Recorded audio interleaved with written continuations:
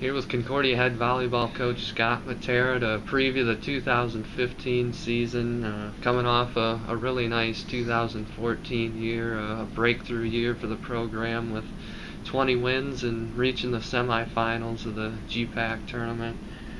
How has that momentum built during the off season, and I mean, how are they carrying it into 2015? Sure. Well, we use the term breakthrough, and it's been thrown around about last season, but there's still so much left, so much work left to be undone, or left to be done, I should say. We're looking for another breakthrough. We still have lots of goals in front of us. Competing for a GPAC championship, making nationals, things like that, and just coming together and taking full advantage of the opportunities and the potential that we've been given, and that's really where the focus is right now. We're trying not to let all that extra stuff get in the way of that core value. Yeah, you want to take it another level now, but how important was it to have that 20-win season, top 4 finish in the conference to kind of get this program moving? Yeah, absolutely. It's kind of a blessing and a curse. It's that blessing of what we're doing is working, and people are buying in, not only within the program but outside of the program. There's just a difference in the community, the way the volleyball community sees us in our program, and the types of recruits and high school and club coaches that are talking to us and making us an option now. And but most importantly is kind of how we see ourselves and the type of things we believe we're capable of now. The curse side of it is, well, everybody knows, we can't be the underdog anymore, and that's kind of a fun role to play and a no-pressure type role. And now everybody knows we're a legit team that they're going to have to bring their A game against, and we need to be able to embrace that side of it, which is probably going to be our biggest challenge.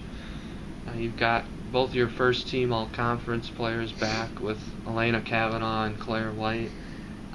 They've played a ton the last 2 years, a lot of experience, already both very accomplished. How much more do you see them raising their level of play? It's they've both been here all summer.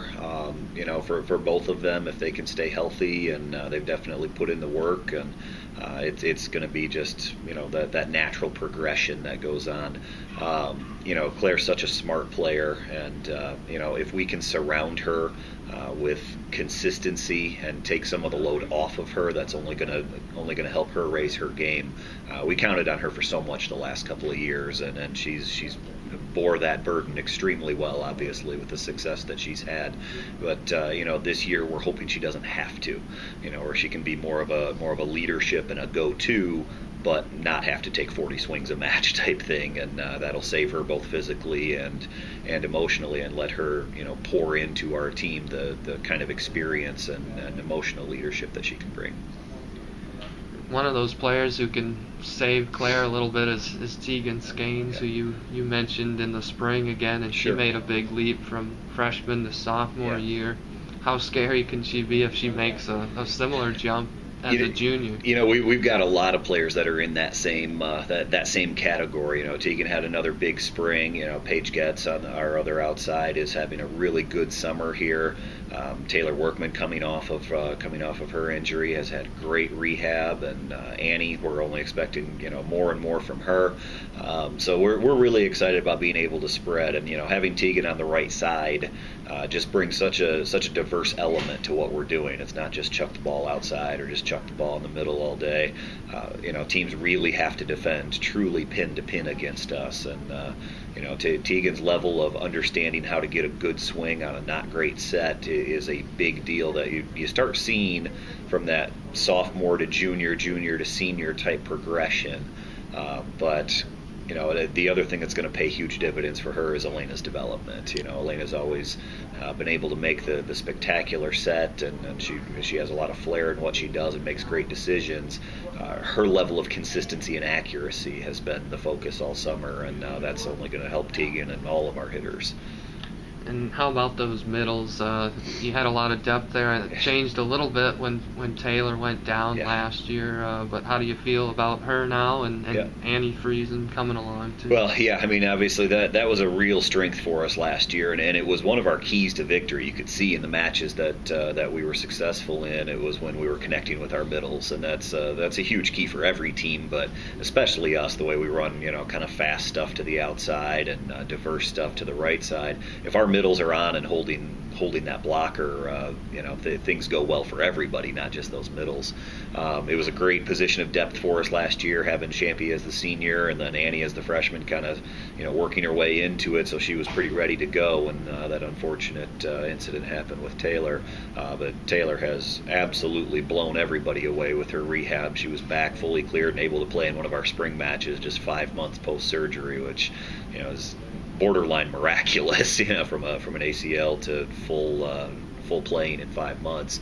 She's had a pretty good summer. We had to back her off a little bit. She was going a little bit too hard, and the knee acted up a little bit, but it was nothing more than just she overworked it. So we're going to have to manage it a little bit, obviously, and she's got some explosiveness to get back, but she's hitting as hard as ever, and her timing's is just fine right now, and we're expecting big things out of Annie and Taylor. Among the losses, say goodbye to Mariah Shamp and Carly Smith from last year, who had a ton of digs in her career. Now, does that mean it's time for someone like Jocelyn Garcia to shine? Yeah, Jocelyn and Kendra, we're thrilled with what we've got coming back on the back row there, and then Kelsey Dinkle, who has been kind of our just a absolute. She's one of those players that lets me sleep well at night, because I know I can put her in anywhere, and we've got depth. But now she's actually transitioning to a DS role, and you'll see her on the floor a lot in that type of position as well. So all three of them are going to have to combine to make up for what Carly did in terms of serve receive. But defensively, I'm feeling really, really good right now, and Carly was a fantastic libero, one of the best we've ever had here, but I don't think you're going to see much of a drop-off. How about some others we haven't mentioned yet? I know you feel good about Libby Zagel, too, if you had to go to her as a setter. And she's another one of those lets me sleep well at night type kids. We've just got so much. The big concern last year was, when you lose a Carly and a Shamp and a Jamie Nikolajczyk and Kayla James and Michaela and, all those girls that were such mature leaders in our program and culture builders, who was going to be the ones that did that? And you look at Kelsey and Kendra and Libby stepping up. I mean, I could step aside for a couple weeks and just let Libby run the show and we'd be fine. Katie Peterson and, just that whole group has just taken our culture one step farther, and I can't wait to see what they bring. And especially with this new class of freshmen coming in, and they're just going to integrate them into the Bulldog family in ways that are so helpful. Now, with so many key names back, it probably be difficult for some of the newcomers competing for time. But I know someone who's flashed this summer was Jenna Habiger at a couple different All-Star matches. How about her and some of the other newcomers? Yeah, it was a really interesting. I wouldn't call it a problem, but a really interesting thing that we didn't need to add very much this year, and that's a great thing. But we definitely have some freshmen coming in that are going to push, probably even sooner than I suspected on some of them. Jenna's had a great off season, even after her basketball season through her club season. She got into our workout program right away, and it's paying off. And you could see it in the All-Star game. She was kind of the talk of the All-Star match, and that was really cool to see. Maddie Horn out of Exeter Milligan, the last Exeter Milligan girl we got has done okay. So, of course, I'm referring to Claire. But so Maddie will be a DS for us, and she's super athletic and just a really good kid that we're excited for her future. But and we've got several others that are just good volleyball players and good kids that have a lot of potential to develop into contributors. But the fact of the matter is we return so much that I don't know how many freshmen you're going to see. Mm-hmm. And we touched on it a little bit already, but without a doubt expectations are the highest since you've been here. How do you talk to the team about managing that? Yeah, and that's kind of the joke going around as one of the biggest things that we need to pay attention to this year is expectation management. And it's, we're going to be direct about it.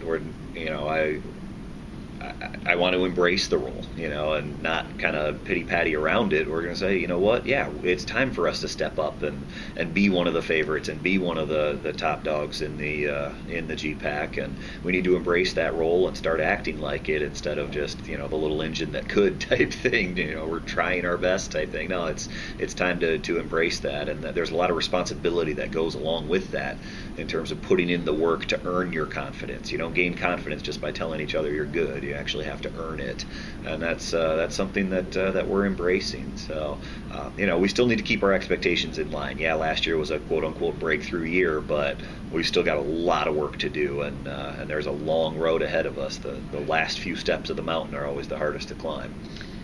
The atmosphere at last year at Walls was pretty crazy. Obviously, winning plays a part in that, but how do you continue to try to cultivate that environment? So much of it was, we do some things, programs and promotions and whatnot, but that kind of atmosphere doesn't happen unless it's organic. And what I mean by that is the kids buy in. Our girls are out telling their friends, come to our match, and they're, our girls are out in the community, and they're just likable people to begin with. So, even if you're not a volleyball fan, you go to support your friends and things, and it kind of got rolling early, and it became kind of the thing to do. And we had themes and whatnot, and the students really bought into that, but it was so much more about, hey, this can be fun and let's support it, and it really wasn't promotion. It was an organic build that we're going to encourage that continues. Now, last year, fans who saw matches saw a team that was pretty powerful offensively, in the top 25 nationally, and hitting percentage for a lot of the year. What would you tell fans about what kind of team they're going to see this year? Well, that's who we want to be. Our style is very, powerful, diverse, fast. We're going to work our butts off defensively and ball control wise, but we're a team that wants to end points quickly. We want to play an exciting style that's really fast and athletic and fun to watch. So that's kind of our identity that we're trying to build within the program. And I think we've got a shot to be, even better in that area than we were last year, just because of the development of our quarterback, Elena, and all of those hitters returning that understand shot making and putting the ball away, and we're going to be able to add some new wrinkles now with all these players returning as well, so we're not starting from scratch with a lot of it. And lastly, tell me a little bit about the strategy behind the non-conference season, and don't want to overlook Bethany at all in that first match, but you have a fun in-state battle with Bellevue early on, and then the trip to Chicago too. Yeah, we're starting our matches a little bit earlier this year because we can afford to. We're probably not integrating a lot of new kids into the starting lineup because we have so much returning. So we were comfortable playing a match this early. Also, being able to have a home match during what's called launch weekend here, where everybody's moving in and there's a lot of energy on campus. We're really excited about that opportunity to put that as part of, the big kickoff for the year. We talk about our crowd support, and that was one of the things that we thought was a big deal, was, getting everybody off on the right foot. Hey, this is something that everybody does here on campus. So that's a big deal, being able to play that match on that Saturday. And then, the Bellevue match will be a very tough match. They're a perennial top 25 type team, and we lost a tough one at their place last year that really cost us. So it's kind of a one we're circling on our schedule, even though it's that early.